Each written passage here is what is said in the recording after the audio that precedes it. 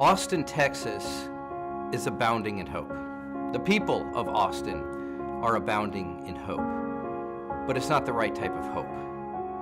The hope that we bring and we seek to bring by God's grace at South Austin Presbyterian Church is the hope of Jesus Christ.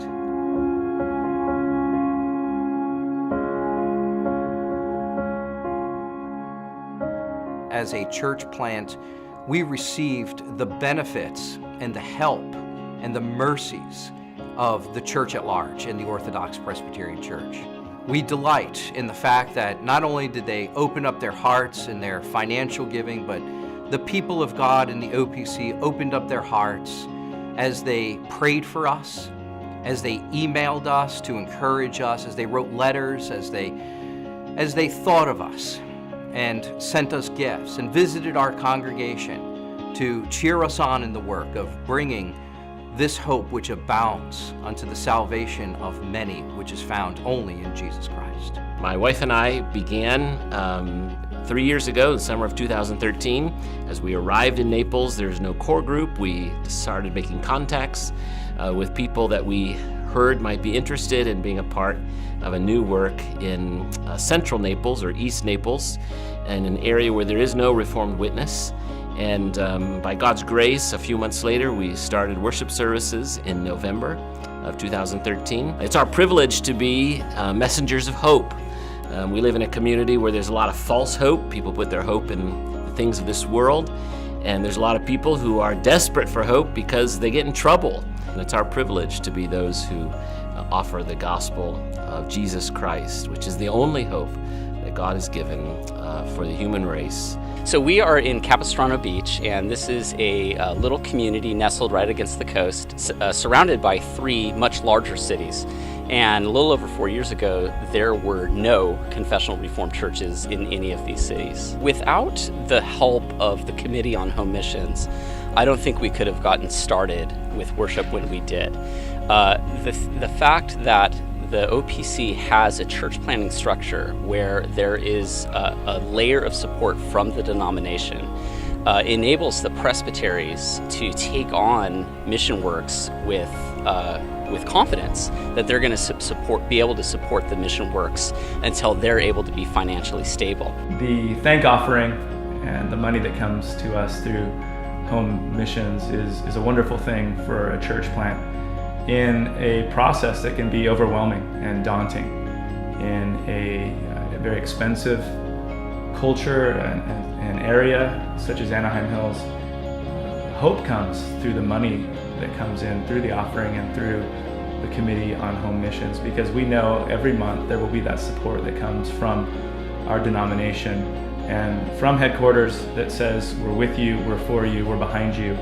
And that money is absolutely crucial to what we're doing.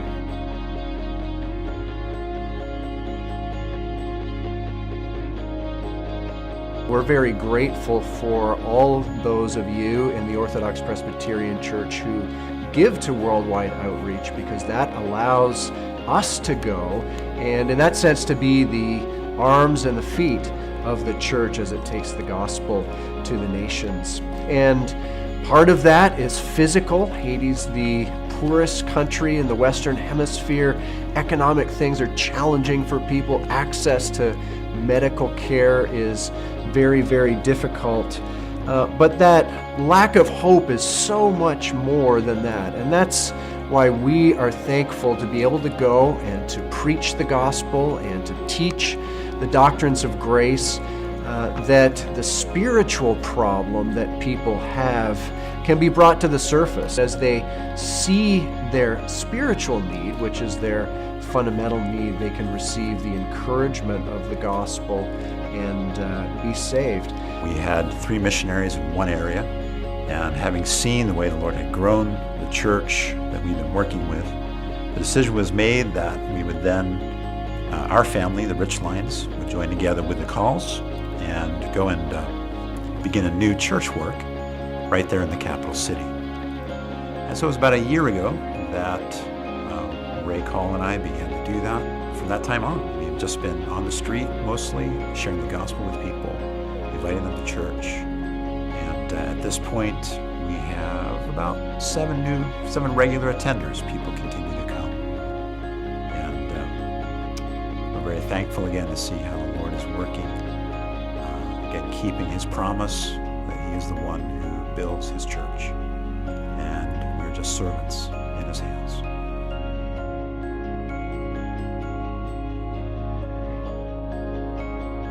The money that comes in through the thank offering that's given to us interns is essential in the work that we do, because our time in these churches is real brief. It's either 3 months or it's 12 months, and the work that we're doing is writing sermons, writing Sunday school lessons, leading Bible studies, going on member visitation, attending session meetings. The list can go on. Imagine trying to do all of that in that short amount of time while also juggling a part-time or full-time job to make ends meet, to pay the bills. If we had to be worried about that or concerned with that, or we had to divide our time that way, the experience that we would get while serving a local church in an internship setting would be severely undercut and undermined. But we're given the opportunity in these few months to really grow in our craft, to hone in on our skill. And so the fact that the OPC has made it a priority, that they will financially assist their interns, it shows how much we as a denomination highly value the ministry of the Word.